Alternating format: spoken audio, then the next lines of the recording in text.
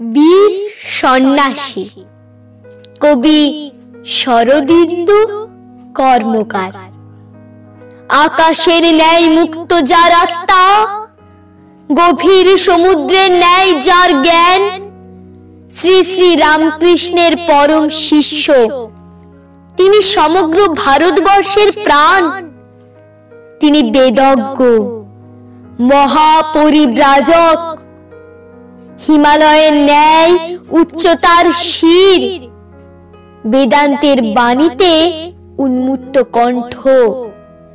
তিনি সেই সন্ন্যাসী মহাবীর। শিবজ্ঞানে যিনি করেছেন জীব সেবা, দরিদ্র সেবায় আকুল যার প্রাণ, কোমল হৃদয়েও যার বজ্র শক্তি, বিশ্ব সভায় ভারতকে করেছেন মহান। মুন্ডিত মস্তক, গৌরিক বসনধারী, ব্রহ্মজ্ঞানী, তিনি সর্বত্যাগী।